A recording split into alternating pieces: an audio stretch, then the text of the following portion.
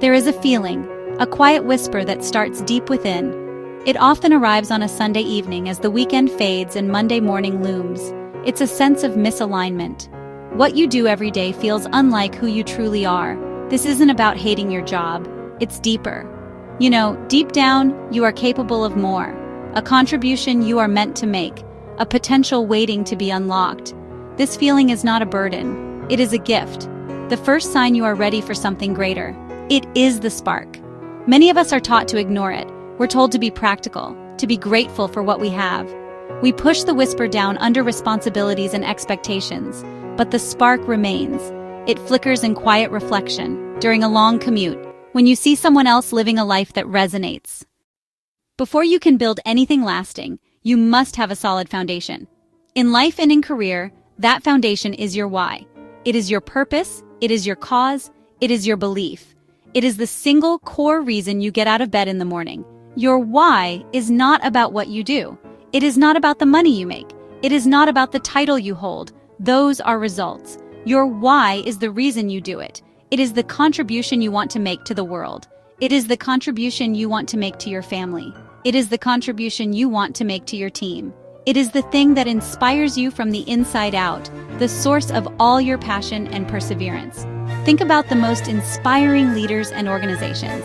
Apple doesn't just sell computers, they challenge the status quo. Once you have discovered your why, the next step is not to quit your job and change everything overnight. That is overwhelming and unsustainable. Instead, the journey begins with just 10 minutes. 10 minutes is not intimidating. Anyone can find 10 minutes. This small, manageable block of time is where you will build the blueprint for your future. It's a quiet promise you make to yourself each day. For these 10 minutes, you will shut out the noise and focus solely on the path ahead. This is not about frantic action. It is about intentional planning and visualization. During your 10-minute session, you will connect your why to your what. Your why is your purpose. Your what is how you will bring that purpose to life. Let's say your why is to inspire people to see their own potential so they can live bolder lives. What does that look like in the real world? It could be becoming a manager who coaches their team to greatness. A blueprint is useless without a builder. A map is just paper without a traveler. The most critical moment in any journey of change is the transition from planning to doing. This is where most people falter. They get trapped in analysis, forever refining the plan, waiting for the perfect moment to begin. But perfection is a myth, and the perfect moment is now. The third step is to take the smallest action you identified in your blueprint and do it. This is the first domino. Your only job is to push it over. You are not concerned with the second, third, or 100th domino, just the first one. This first action should be so simple that it is almost impossible not to do. If your goal is to become a better public speaker, your first action isn't to book a TED Talk. It's to watch one 5-minute video on public speaking techniques.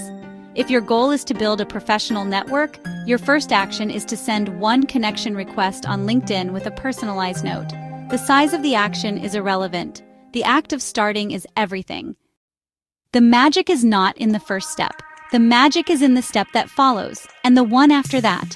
A single action can create a spark, but it is consistency that builds a fire.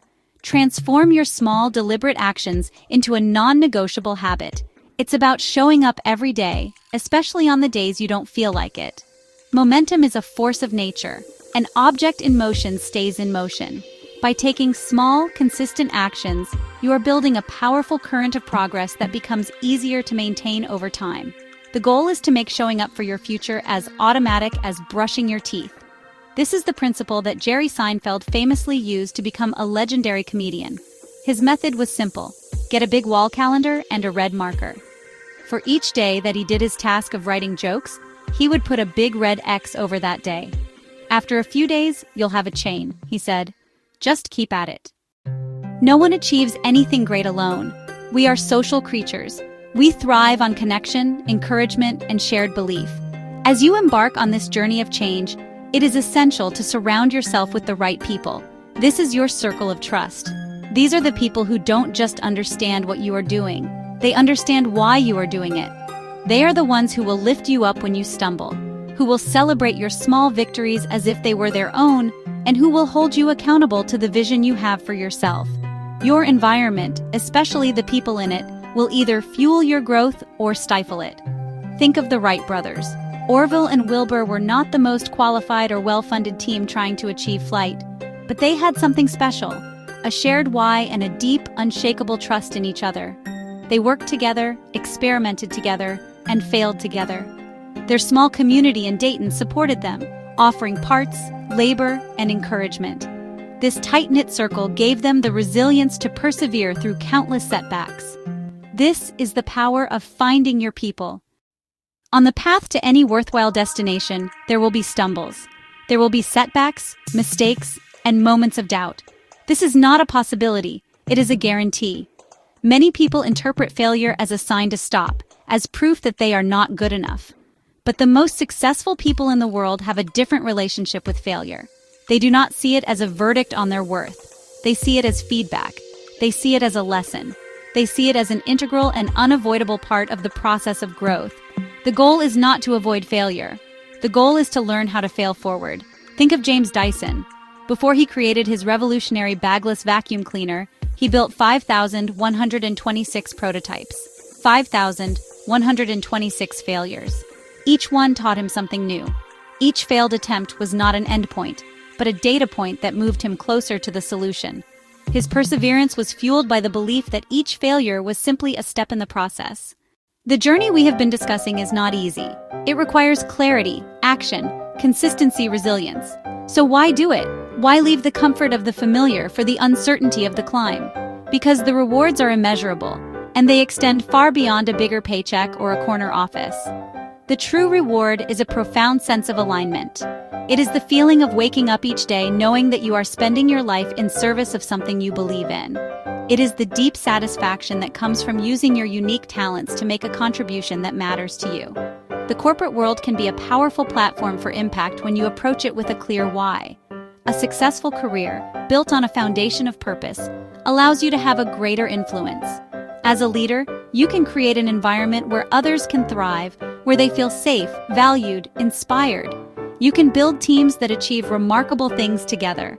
Your success provides you with resources, financial and otherwise, that you can use to support the causes you care about.